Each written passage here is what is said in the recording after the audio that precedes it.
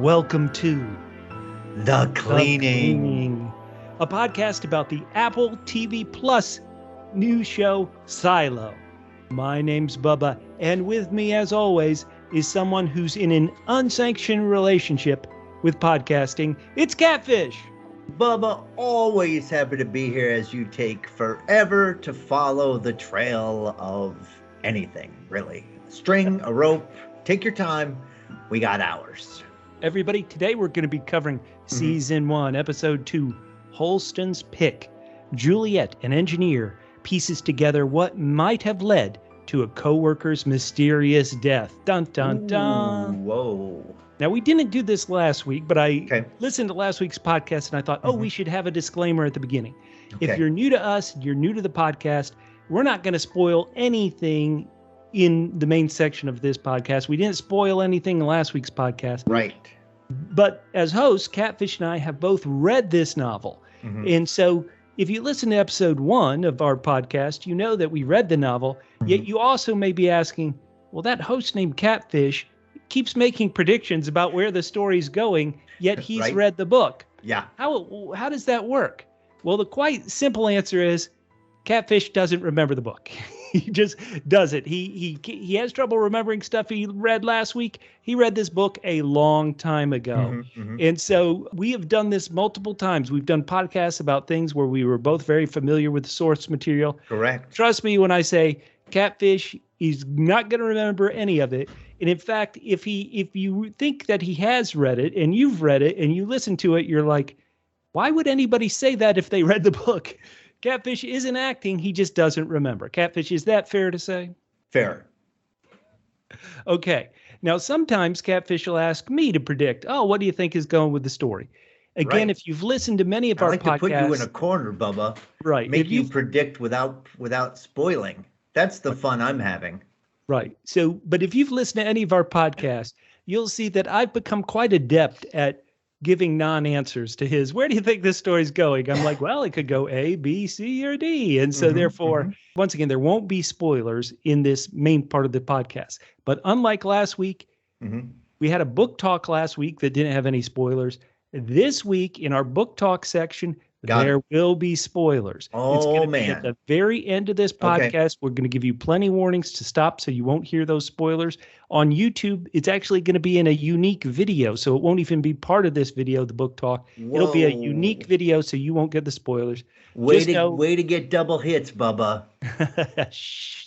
Analytics. So anyway, this podcast is only going to cover the first 2 episodes. Don't worry about hearing anything else. All right, with that out of the way, Catfish, what is your rating for episode 2, Holston's Pick?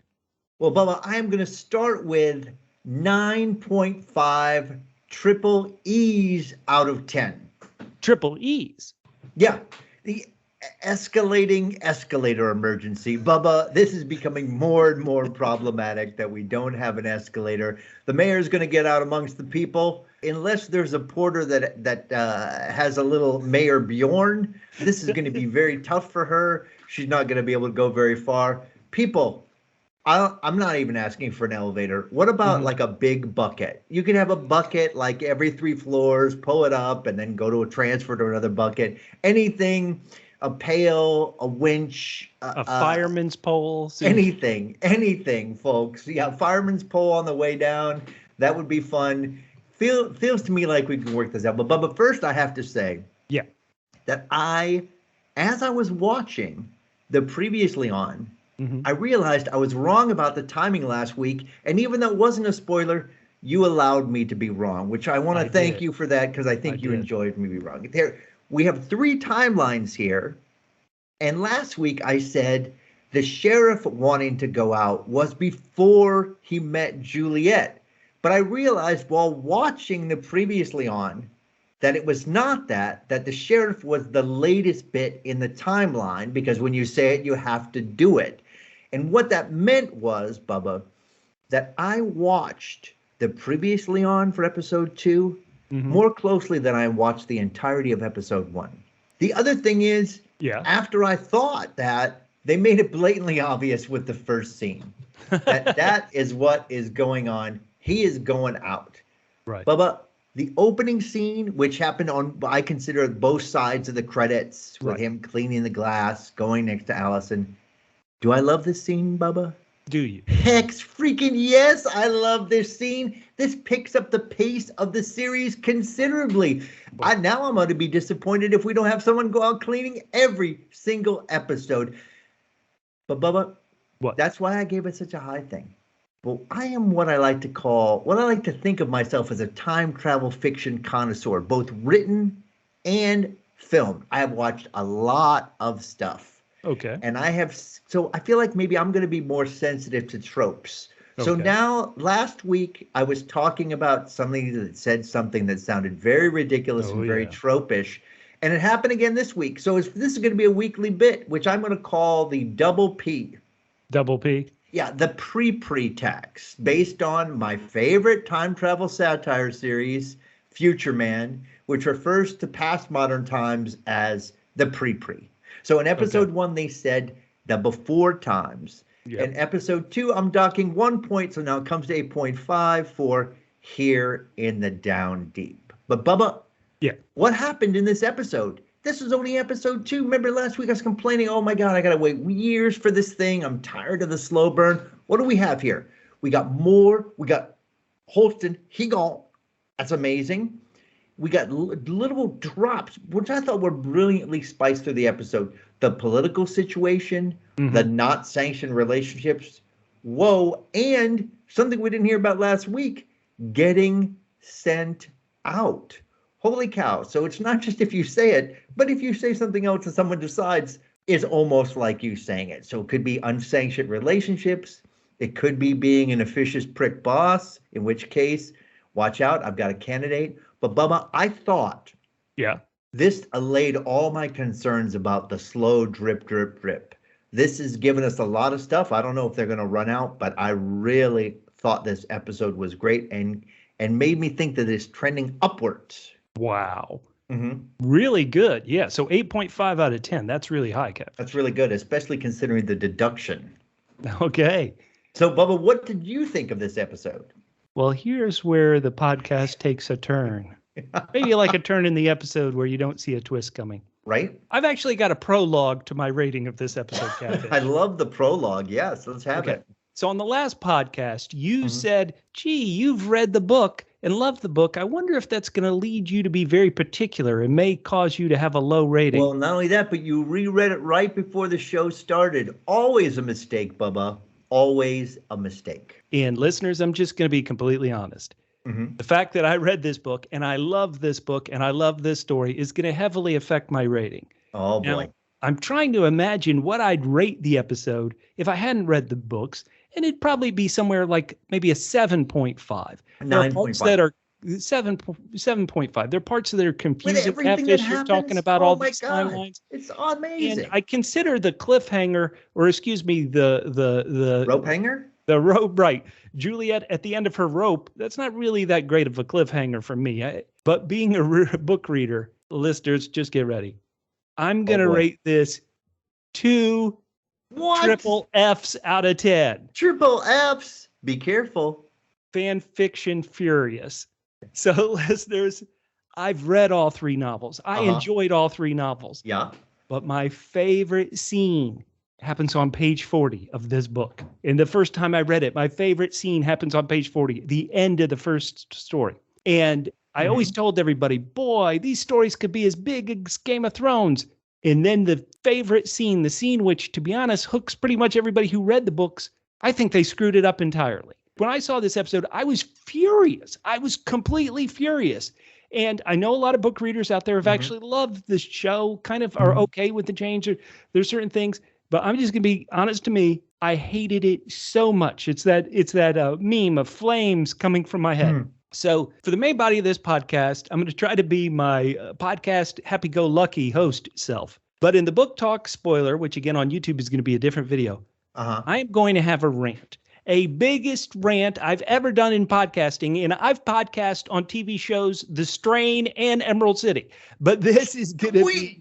It's going to be filled with hatred. For most of the body of the podcast, I'm going to treat it like my 7 out of 10 rating. Mm-hmm. But at the end, I'm just gonna let it go like I'm in Frozen. Well, Bubba, since I'm coming to this fresh as a daisy, I have to say, I have taken a little peek at what your problem is.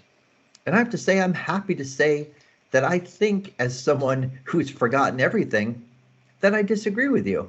And so I think the listeners will enjoy that. People who've read the books and watched the show, that'll be a fascinating butting of heads. Love it. I'm glad I'm not in the same room with you. That's all I have to say about that.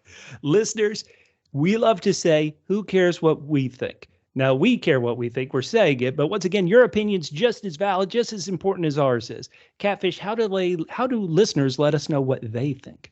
Well, they can hit us up at facebook.com/double-PHQ. Yep. They can hit us up on Tucker Carlson's new home, Twitter. You can hit us up at double PHQ on Twitter when you're not watching Tucker's rants. And you know, that'd be a good question. What is going to be the crazier rant? Your rant on this book today, or the very first time Tucker speaks? Or really any time he speaks. You can also hit us up on Instagram at double PHQ. That's a relatively unsullied platform right now. Also, if you're watching us on YouTube, please smash that like button. Also subscribe. But most importantly, or all three are important, leave us a comment, because we love reading your comments and mixing it up with you. That's our favorite part. We sure do. Now, because I'm so hot, I'm so angry, I'm so furious, let's do something fun and depressing, so I'll calm down. We have, based on what we've seen in the show, two characters who've already had their last words as they went out to clean. Allison, her last words to her husband, I love you. Holston, his last words before he went out to clean. He tells the mayor and Deputy Marnes, sorry for all the fuss. Let's hear it, Catfish. In this debate, who do you think had the better last line between those two, the husband or the wife? I have to go with Holston's. I love sorry for all the fuss, because it's unexpected, really. Because you know what my last line would be. Oh, let's hear it. All y'all can look through the muck because I ain't cleaning squat. Oh, I thought, for some reason, if you've listened to a lot of our podcasts, for some reason, I just, in my head, it flashed Catfish's last line. Skip ahead. Okay, so I thought, listeners, hey, these are pretty good. Which do you prefer? Do you prefer the heart-tugging when Allison tells Holston, I love you? Or the true to his character Holston saying, sorry for all the fuss? Do you like those? What about in pop culture and TV and movie history? Who has the better last line? How about Gus Fring in Breaking Bad? I mean, these are spoilers if you haven't seen these. Gus Fring's final line. Last chance to look at me, Hector. That's a pretty good last line. Ned Stark on Game of Thrones. Joffrey Baratheon is the one true heir to the Iron Throne. By the grace of all the gods, Lord of the Seven Kingdoms and protector of the realm. I knew I liked that guy for some reason. Ned Stark, he had it right. How about Hodor's last line on Game of Thrones? Wait. Hodor. Okay. Movie spoilers. Charles Foster Kane. Charles Foster Kane's last line. Rosebud. Come on, that's what starts the whole thing. Wicked Witch of the West. This is what I say anytime I say goodbye to a kid. You cursed brat! Look what you've done! I'm melting! And then how about a character who has two last lines? Emperor Palpatine in Return of the Jedi. His first last line is, now, young Skywalker, you will die. And then his last line in The Rise of Skywalker, I am all the Sith. That's pretty good, Bubba. I think I prefer Big Lebowski, Jeffrey Lebowski's last line. Oh. Well, yeah, the dude abides. Oh, that is pretty good if you know the Big Lebowski. Hey, do you have a favorite last line? What do you think about Holston and Allison saying what we think is their last lines on the show? Write to us at double PHQ, down in the YouTube comments, everywhere you can. We want to hear from you. Catfish, you ready to dive into this episode where we disagree so much? I'm ready. Gosh, there's so much to cover that happened that I'm excited about. Let's do this. All right, Catfish, you talked about that opening scene. Holston, he's wrapped up in a suit. Mayor Johns is reading out his, pretty much his walking papers. And he walks towards the door, tense music, the door's open. What are you thinking in this moment? Bubba, I'm thinking, I'm asking myself a question. I'm like, will he clean? Will he clean? Will he clean? And I guessed, no, he will not clean. Now, this scene, I think after the credits, it's intercut. People are gathered in another cafeteria, but this time we're down on the mechanical level. And you can kind of tell this, not only because the characters there are dressed and kind of have grime on them, they're, kind of messy, but also the cafeteria and outside the cafeteria, the walls are kind of have more graffiti and they're messy. They're trying to show you, hey, up top, it wasn't exactly the Ritz, but it was kind of kept up. Where down here, it's just kind of a mess. Yeah, here in the down deep. Now, Holston, because the scene is intercut, it feels like it did confuse some people. Get ready for my rant at the end of the episode, everybody. But we see Holston, he's seeing a green world outside, and we hear him say, "Damn it, Allison, you were right. They have to see." And so that causes him to clean. Catfish, somebody loses a bet because they were positive. That lost a bet too. And then one of these mechanics who's watching, I believe this character's named Shirley, says, "They always clean, but can he last 3 minutes before the poison gets him?" That's the bet. Oh, man. I lost that bet, but I also won because this show is not taking it slow, Bubba. No, and this is why, boy, you want to talk about not taking it slow, listeners. Read this book. It does not go slow at all. It is pedal to the metal. All right. Holston suddenly starts wheezing. Through the viewfinder, we see him take off his helmet. From the cafeteria on the screen, we see him crawl to his wife and curl up next to his wife and die. And then this is a very sad moment, but as viewers, we're not really able to take it because suddenly Juliette, Rebecca Ferguson's character, is just screaming he's an effing liar, and she is PO'd. And Bubba, there is fighting. And at that point, I thought to myself, why the fighting? But then I realized why later. And this is ominous, Bubba. Yeah, okay. Very ominous. There is, I guess, maybe a bit of a spoiler in that you're showing these characters, you can kind of tell they're in authority, but they don't say their names. So this one guy who does stand up, his character's name is Knox. Hopefully you don't consider that a spoiler. But he stands up and he says, "Listen, if anybody's going to fight because a sheriff was sent out to clean, let them fight up top or in the mids. Here, in the, wait for it, trademark, down deep, it's none of our business. Our business is keeping the lights on." Now, Juliette, she's putting on a going out of business sale. She is PO'd. She's smashing pipes. She's like, to hell with this. Now, because she's possibly going to be our hero, if she destroys something, she kind of immediately regrets it. And she turns off the water pressure and then welds it back together.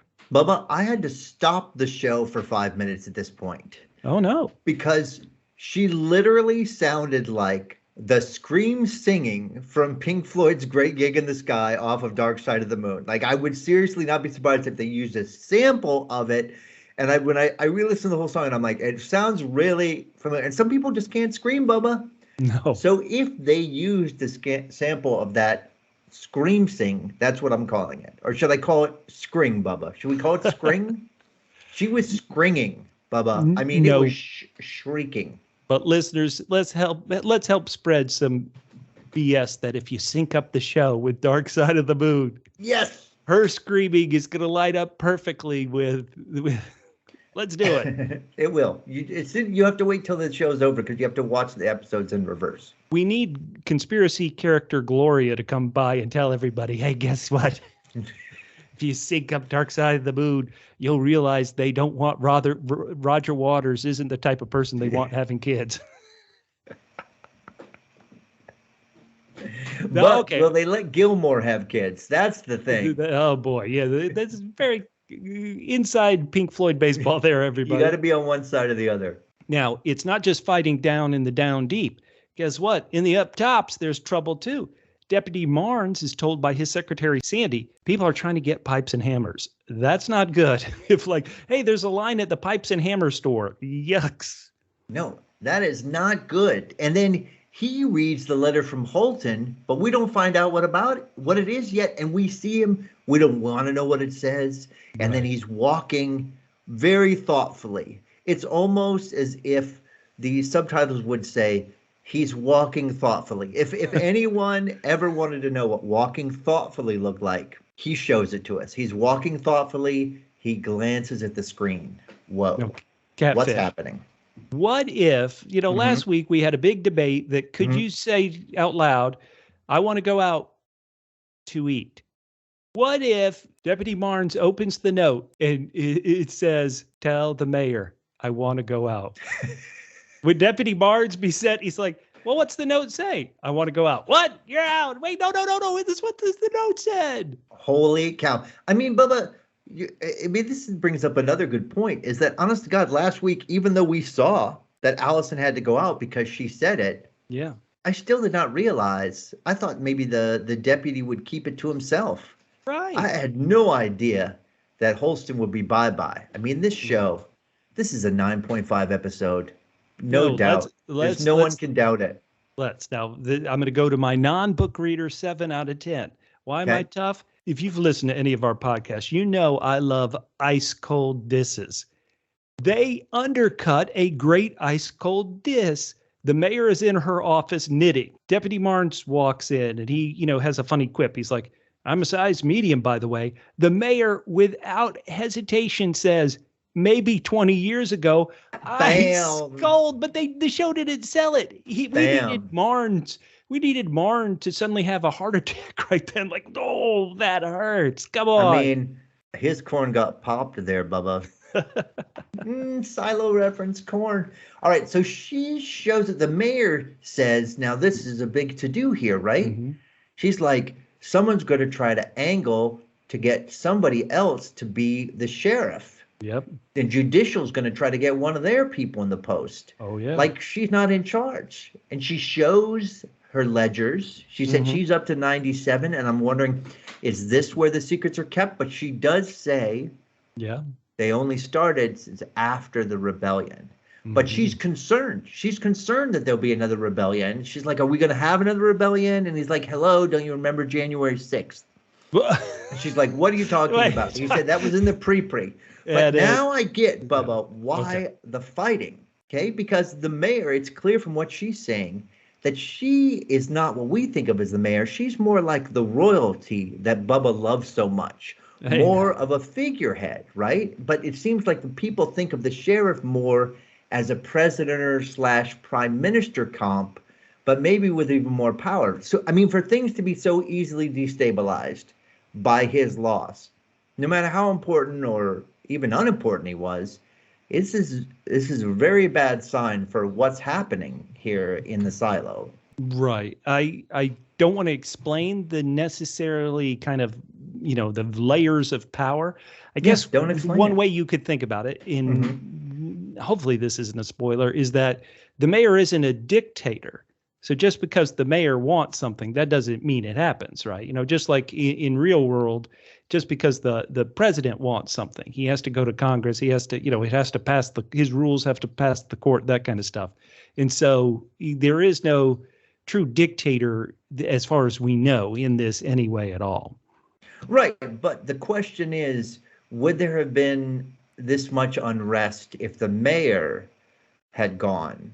I mean, people go. You would think that the infrastructure of the government would be a little bit more solid than somebody going outside. Was it because he went outside? I mean, well, I think that this ties into the next scene, and we mentioned people getting pipes and hammers. There's a window labeled recycling, and people are fighting over a sledgehammer. And maybe the thought is, if you're a member of the silo, it's like when Allison said, I want to go out, like a bunch of people heard it. And so you would hear the story passed around. Hey, she said she wanted to go out. When the sheriff said he wanted to go out, as you wisely pointed out, only the deputy heard it. So maybe you're suddenly thinking, oh man, if they can just send the sheriff out if they want it, what does that mean for me? If they can just decide to throw the sheriff out, maybe they can think they can throw me out to clean. And so that would be my kind of thought on what it might be. And this fight starts up, and we finally, even though the show may not express it so much, they do kind of. There was a deputy there, a deputy by the name of Brooks there when this fight is happening, but he couldn't do anything. But then the judicial power comes, and it's just 3 people. But when you're 3 people and one of the 3s is Common in a black leather jacket, You know what? Oh, no, it's your hammer. No, it's your hammer. It's fine. I mean, more like extrajudicial. Am I right, Bubba? Yeah, you don't. I mean, Common is in is no nonsense mode, and what? Yeah, here you go, sir. You want me to shine this up for you before I give it back to you? Right. They didn't need to see Common in the John Wick film in the pre to know that, hey, this guy, you don't mess with him. Once again, we're having little glimpses of characters that we don't really spend too much time in. In Common, they didn't even say his name, Sim. So a bit like before, I'm telling you a character's name. Hopefully you don't consider that a spoiler. They're really giving you hints so that you can see this is a large world with 10,000 people. Now, another character we're going to meet is an old mechanic down there in the old repair shop named Walker, who's listening to the radio and hears people talking about what happened at the recycle window. And who walks in? Juliette. She needs somebody to talk to, aka the audience needs to know some stuff Juliette knows. So she comes down there, and Walker, thank goodness, just cuts to the chase. Okay, yeah, you're not here to fix a toaster. The only way you get to stay here is tell me what's going on. And I wrote in the show notes, the only way you get to stay here is by having a flashback. Let's go. Bubba, what you're not aware of is that this is Silo's version of therapy. Official therapy isn't sanctioned, but you pay 60 orts an hour to bring in a broken toaster and talk over your feelings in an authentically outfitted workshop facsimile. Listen, to me, it works. And so Juliette is positive that Sheriff Holston, who is just, from what she's seen, gone out to a cleaning and died, has lied about George's suicide. Flashback. Turns out George and Juliette are a couple, Catfish. But they're an unsanctioned couple, Bubba, and there are some punch you in the face parallels here, Bubba, that I saw. And if I saw it, that means all of our audience saw it too. Bubba, quick note here. Sure. If you are having a welcoming to your job party and the cake says you'll be sorry, do not take that job, Bubba. If there's one thing I've learned in life is that cakes don't lie. Okay, well, how about this character, Cooper, he's named. He's going to become Juliette's shadow, Juliette's apprentice, and she's getting him a cake. You don't think it's great that, hey, oh, wow, they're welcoming me to be her apprentice by getting me a cake? Oh, what's the cake say? Oh, no. I've made a terrible mistake. Oh, boy. So, Bubba, here we go. All right. So you're clearing me up on something here because I thought it was her move up and then she's getting an apprentice. No, the cake was for him. The cake was for this guy. They're also getting him drunk. Hey, right? You're getting a terrible job, but you're getting a cake and you're getting liquor. They're getting him drunk, and he's going to meet somebody he's going to completely forget about. That's how drunk he is. Love it. Now, because they're unsanctioned, George and Juliette have a little romance. Hey, come see me at your place. I'll see you at my place. But as soon as some more of these, what I like to call judicial goons, show up, George, exit stage left. Yeah, he's scramsing. It's like screamsing, but quietly. Now, Juliette goes home later, I assume after this welcoming Cooper party, but George ain't there, but he left her a present. Don't you have to always leave your significant other a present? He left her a Pez dispenser and a note. And then, apparently he's a no-show, like a lot of good boyfriends are. And then the next morning, she goes back to the down deep cafeteria and finds out from Cooper, hey, did you hear? That guy George committed suicide. Dun, dun, dun. Holy cow. More parallels, Bubba, here. Real subtlety. And then we see how this lines up with what we heard about in episode 1. Juliette reported it to Deputy Hank. Deputy Hank is like, you're sure it's not suicide? Okay. All right, it's a lot of paperwork, but I'll report it to my boss, the guy way up 140 floors above us, the sheriff, and so we'll let everybody know. And then we jump to a moment we saw briefly in episode 1, the moment where Holston, and I should point out Deputy Marnes, meet Juliette. Now, it's so loud in the down deep in mechanics that the workers have to do sign language to communicate over all the noise. We quickly cut Hank, Marnes, and Holston, the law, They followed Juliette to the place where George met his fate. He went over the railing, no witnesses. Right, and they are really pushing her because there are no witnesses, and how would you know if some just random guy was killed? So, but Juliette is afraid to mention her relationship, so Hank covers for her, he says, everybody knows everybody down here. Oh, yeah. And then he says, and yes, people do tell me that I look like Adam Driver. Let's get that out of the way right away. I don't want to hear it. Do you know who Deputy Hank's father is in real life? No. Do you know who, I can't even pronounce the last name, actor Adam Driver? Postlethwaite is? Yes. Postlethwaite. You're right, yeah.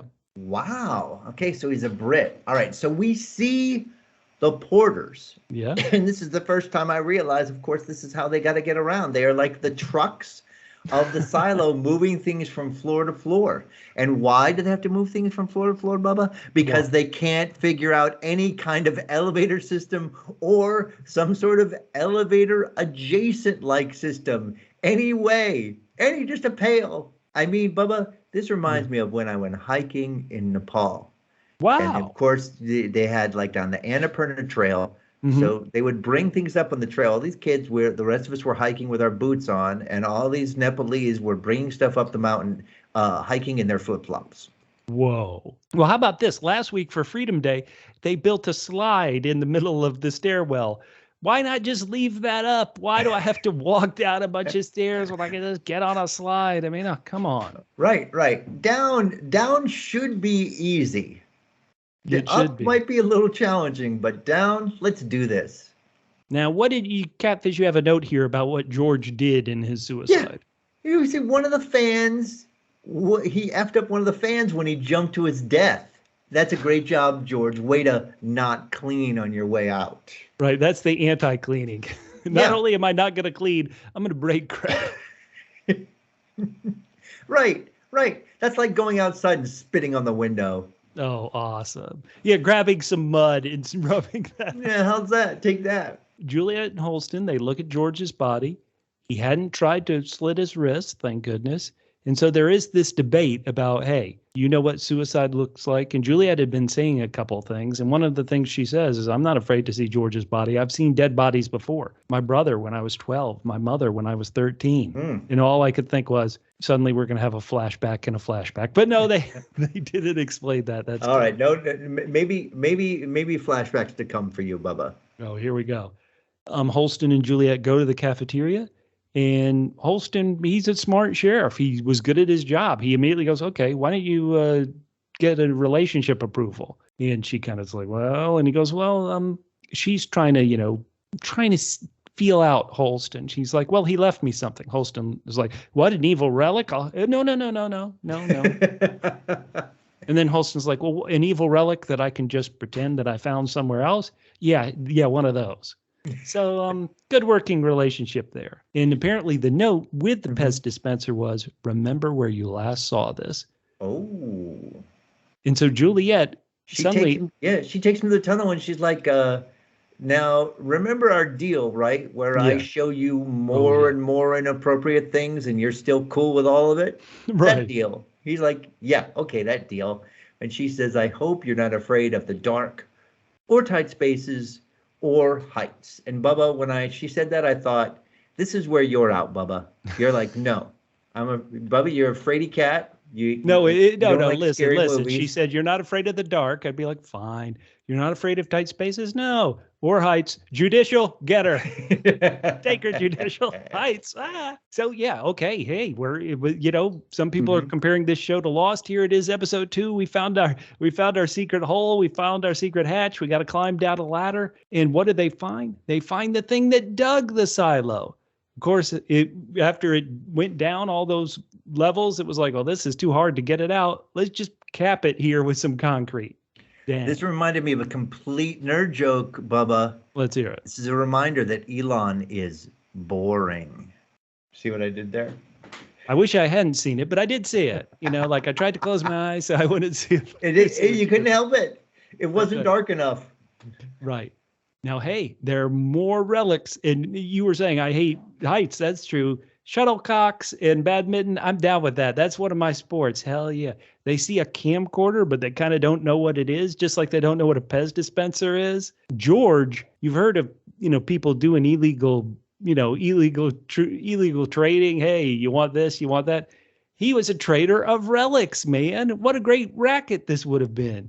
You could even make up something and say, yeah, this was before the rebellion. This looks like a pipe you just got from the hammer and pipe store. No. This is a pre-rebellion pipe. Now, Bubba, I want to be clear about this. Let's hear it. Because this and another place is where I dock this episode. Okay. If anybody ever found this cache of stuff, they would have just brutalized the whole thing. She would not have been able to find the little ring that she had to follow for 65 seconds of real time, Bubba. I went back and said when it started and when it stopped, Bubba, because this must be a show about the space-time continuum, Bubba, because when I watched this, it felt like 3 minutes. But that is still a long time, Bubba. 1/60 of this episode was spent with her following this stupid spring down.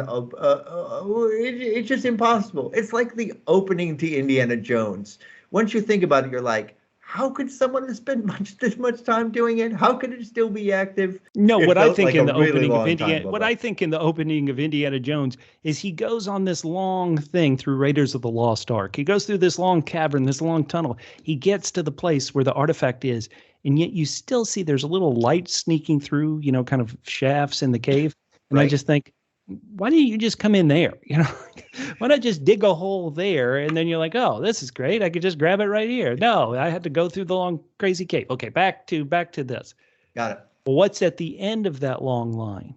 It's the hard drive and Allison's instructions on how to recover deleted files. But that was like, remember, we heard how much paper costs to print. Oh, yeah. It was like 360 orcs to print that paper. Also, the comp is 6 hours of therapy. Hey, the doctor's in 5 cents, Lucy. Let's go. And Holston realizes, wait a minute, this is Allison's handwriting on these notes that George had. Uh-oh. Oh, my God. And Bubba, during this section, when she gets a little excited, I noticed she got a little Britty during this section. Oh, you mean her accent? Mm-hmm. Well, she's Swedish. And so you're saying she got a little Britty? She got a little flavor in there. Mm. Well, a lot of people have mentioned her accent. The actress who played Harriet Walter, who plays the character Walker in the repair shop. Some people are pointing out her trying to do almost a Texas accent, and she's British.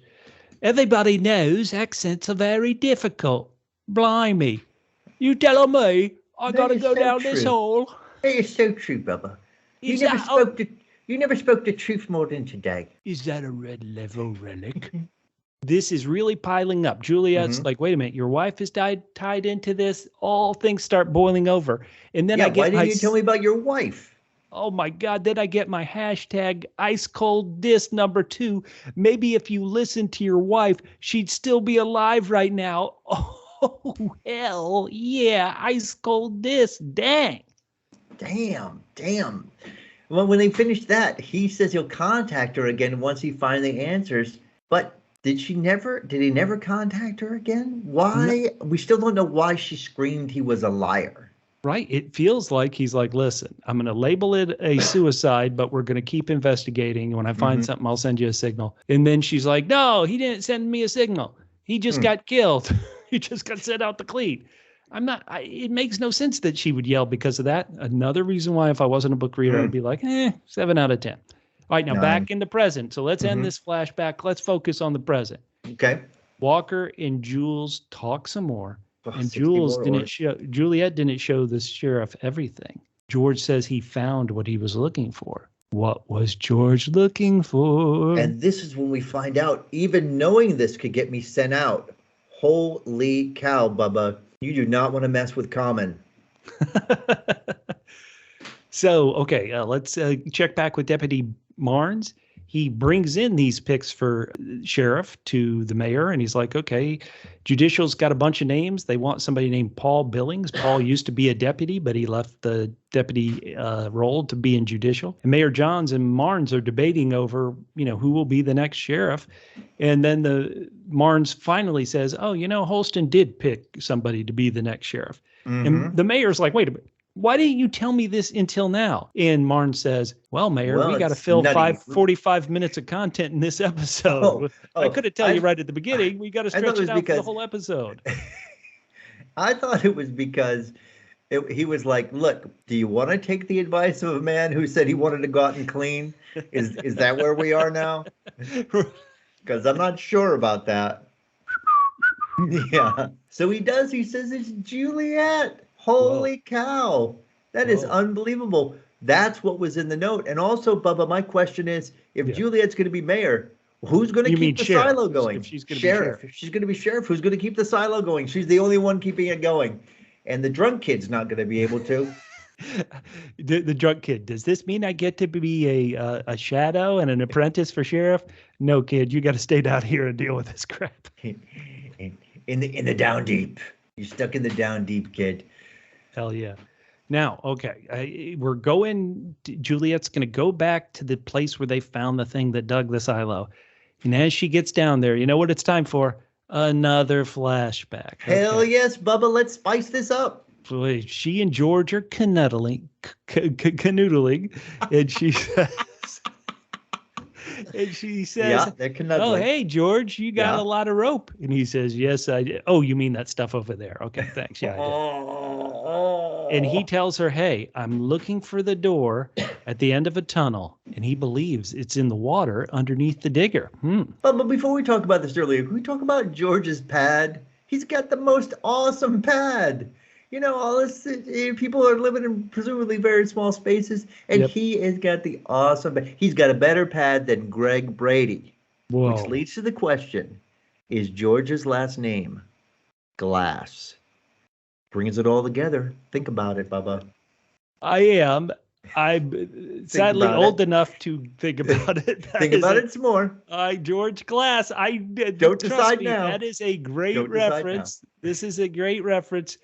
If you were left alone and didn't have cable and were forced to watch the Brady Bunch. That's exactly right. That is a brilliant, your best reference ever. That's pretty good. Thank you, Bubba. But you know what? It's so good, we're going to have to end the flashback and be in the present. Let's do it. Juliette goes down a rope to get in the water, but she loses her light. And the episode ends, as I said earlier, with Juliette at the end of her rope. That's another 60 seconds of my life completely gone, Bubba. Yeah, now you're so high on this episode. Again, I have my frustrations, but to me, that's not the greatest cliffhanger. Okay, she's going to climb back up or. I mean, to me, it's like I didn't need to have a great cliffhanger. So much happened in this episode. I'm just ready for more. Okay.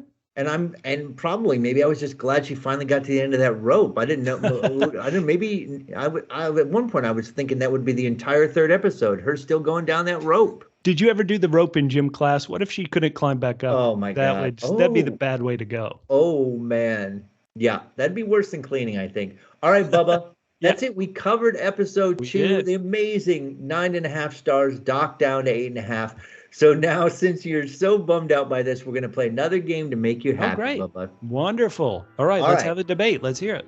Let's hear it. Okay, so I'm going to give you a question, then I'm going to give you 3 options, or you can pick your own. All right. All right. Who would you like to be assigned, given a new job, as a porter, carrying things up and down the stairs for the job? Would it be Juliette? Because let's see if she still has questions after going up and down the stairs for 16 hours a day, or if she'll keep her yap shut. Will it be Marnes? Excuse me, Marnes. You'll retire when we say you will. Also, you're a porter now. Oh, good luck. Or number 3, the mayor. Blah, blah, blah, blah, blah. I have to see my people, she says. Yeah, on your porter tour. Here's a bag. Get cracking. Oh, that's terrible. Okay, I have, this is maybe a bit too revealing on a podcast, but I've been as drunk as that new Shadow Cooper is. How about while he's still hungover, you're like, okay, carry this crap up 50 flights of stairs.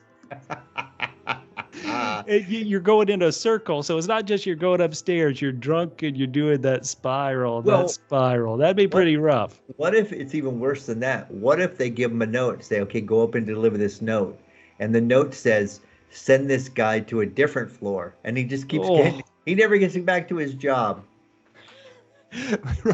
Right. But they hold it up and he has to read it. What floor am I going to? 47, 74, what? I love it. Okay, Bubba. Yeah. That's a good choice. I'm going to go with Marnes. Retire on this. Enjoy your retirement. You're walking toward the silo.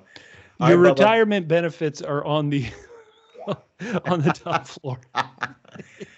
All right, Bubba. I'm a little worried about this next section, which I like to call double C. Double C. Yeah, Catfish Questions. And I'm worried because in this silo, there's a truism known as double K. Double K? Yeah, questions kill. So I've got these 3 questions. So let's keep it between ourselves, but you got to answer my question. Bubba, sure. You are a recording artist. That's true. You have put out albums. You have been played on the radio. My dad, R.I.P., my dad who recently passed, he was signed to Atlantic Records for a short time. That's true. So, Bubba, yeah. Let me know if you can answer this question or if you have a good idea. Okay. Can you copyright screamy singing, aka scringing for a song, or can anyone sample it? Let's say they really did grab it from that song. Could they get in trouble for that? They totally could. They totally could. Now, you're asking if there is somebody who just screams and sings as their profession. Well, I think Linkin Park broke up, but that one guy, all he did was, I fell so far. All right, Bubba. Yeah. All right, so you say yes, you can get in trouble for that. You will, right. That's true. All right, here's Catfish question number 2. Have you ever done something, and listeners, if you want to share this with us, I'm curious about everybody, that took you hours to do, but when you were done, whatever you did only happened for a very short time. So, for example, if you spend hours following a string just to get to something, or like when people set up dominoes for hours and then we let it go, it's only like a minute long. Have you ever expended a lot of energy for something that lasted a very short time, Bubba? When I was a little kid, there are probably a million answers, but when I was a little kid, we tried to do our own stop motion movie with Star Wars action figures.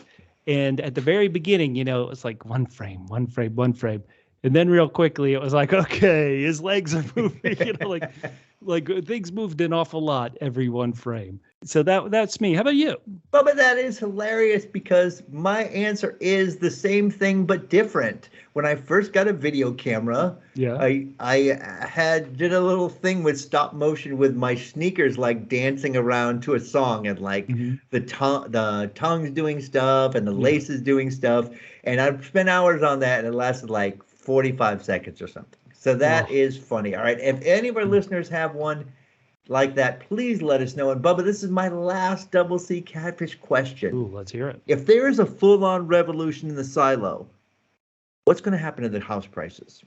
Ooh, well, okay. Do you think you get a choice where you live? Like Holston and Allison's place suddenly just opened up on the market. Is it a bit like the baby system where you have to enter into a lottery to get nicer digs? Oh, or interesting. And might they consider if, like, say Holston and Allison's place was on the 10th floor, and then somebody down in like somebody who lives and works around floor 60 is like, oh, I want a bigger place like that. Well, would you even be considered? They'd be like, you're too far away. Probably a sheriff's home, right? There's got to be like a sheriff's home. Possibly, like when my father was in the Navy and he was a shipyard commander, he was in the shipyard commander's house, which had like 14 rooms, and it was just him and my mom at that point.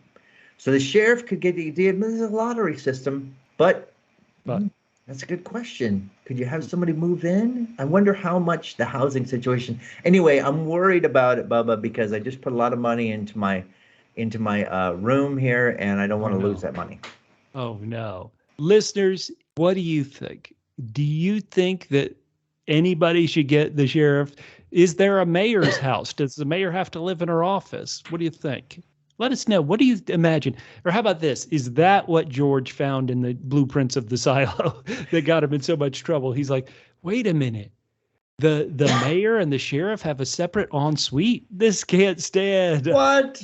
I don't know. All right, Bubba. Well, those are my questions, but now we come to my favorite part. And this is why we beg you throughout, is we got feedback, Bubba. Oh, yeah. And we have feedback on both episodes. We do.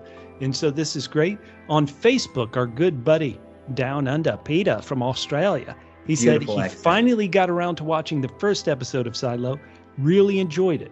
He says he's pretty sure he read the book ages ago, but even then he's like, or perhaps my wife read it and kept telling me what happened in it. She does that a lot sometimes. He and his wife plan to watch episode 2 tomorrow. Unfortunately, with his bad back, he can't spend hours in front of the TV like he used to. And that was the only thing that stopped him and his wife from watching episode 2. So, Peter, because you have a bad back, I'm going to make you go down 50 flights to get that back pillow. Bend over and follow that string, Peter. Let us know what you think about episode 2, Peter. And on YouTube, we got from Luna Cascade. Yep. They commented, Apple TV Plus has the best original programming, in my opinion. Low cost, too. I've enjoyed Severance, Foundation, Shrinking, Servant, Invasion, and now Silo. Holy cow, I think Apple Plus may surpass Max. I watched both. Favorite character, too soon to tell. That is funny, Bubba, because I texted you yesterday, because when I went to watch episode 2, I saw the trailer for season 2 of Foundation. A show that I cannot believe they're doing this extremely clearly expensive season 2 on, since not that many people watched it. Luna, I know you're happy. I'm wondering why they can't spend some of that money on the writers, but that's just me. Bubba? Ooh, Apple does have good shows. You and I both love Severance. Absolutely. That's for sure. Absolutely. Love Severance. And I enjoyed Foundation.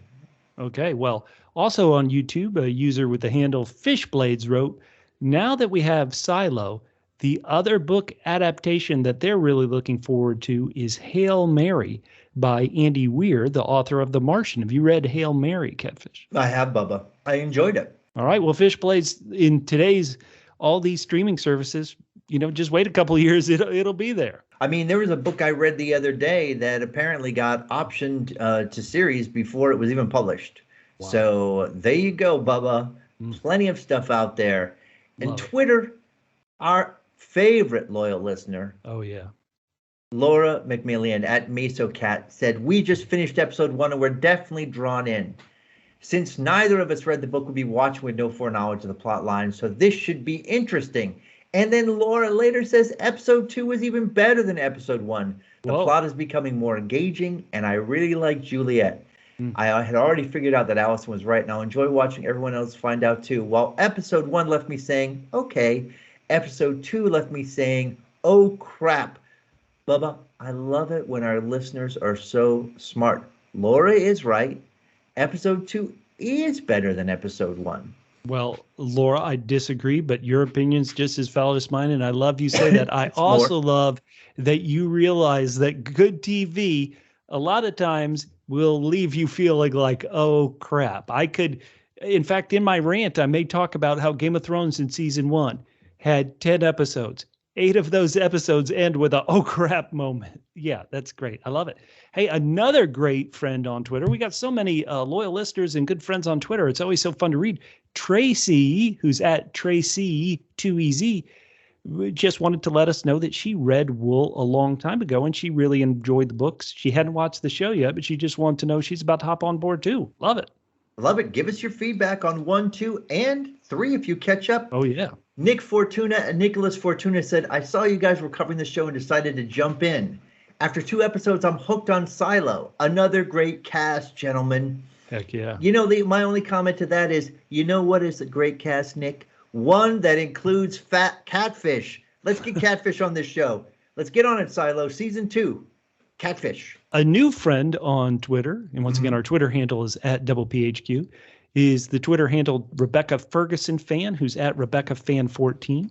They wrote of the first episode, they said, I liked it. Haven't read the books yet. The first episode was great, and it pulled me in. The second episode did a good job of laying the foundation of the mystery. They consider the sets amazing, considering most of these are practical. Rebecca steps up her game from her performance in the movie Dune, which is saying something. Rebecca Ferguson fan just wrote, "I'm in, obviously." Heck yeah. And our buddy, our other favorite loyal listener, Dooley's Left Legs, at Dooley's Left Legs, says, "I thoroughly enjoyed the podcast. I wasn't thoroughly invested until the 37-minute mark, though." Oh, man. In episode 1, I was at the 26-minute mark, Dooley. Look, I was 11 minutes ahead of you. He says, in particular, the double C's. I won't even. Yes. Catfish Questions. And he sees what I did there. Were equal parts hilarious and informative. The book section was interesting, especially the difference in POV. Oh, thank you, Dooley. Dooley, we certainly love. Boy, all these listeners who give us feedback, we love so much. Camille, who's at Harley Camille on Twitter. Our other favorite loyal listener. I know. They're all the battle of the favorites. Wrote, "I've only watched one episode of Silo and I am into it. I'm debating reading the book now or waiting." Those people, Camille, this is so hilarious. She said, "The people in the silo should have buns of steel walking the staircase daily. They are breaking the ADA by not having ramps or elevators." Heck, yes. Or at least to chutes and ladders. Let's do this. Man, and our other favorite loyal listener, Endless Mike 03, says, "I'm a book reader and my lady isn't. I don't think they showed the twist well at all. I had to explain it to her." Now, I kept that feedback for last because this is going to lead us into book talk and book spoilers. Listeners, we don't want you to listen to any book spoilers if you don't know. So please, if you haven't read the books, if you've only watched these first 2 episodes, jump out of the podcast now. We want you to talk to us. We always say talk to us at double PHQ, the word double, the single letter P for podcast, HQ for headquarters, at Twitter, at double PHQ on Twitter, Instagram, Facebook.com/double PHQ. YouTube, give us those likes. We really need them. Please, we respect you so much to give your comments, and please do, because Endless Mike's feedback is going to lead into our book talk. And in the book talk, I'm going to have this ridiculous rant, and we're going to maybe even have some spoilers that we don't want you to hear if you don't have them. So thank you guys so much. And if you're leaving now, be sure to come back next week. We can't wait to talk to you. On the cleaning. The cleaning. No, it's on. Oh, you're right. It's just the cleaning. I thought you were going to say on episode 3 machines. We'll be better. We'll be better for the real one.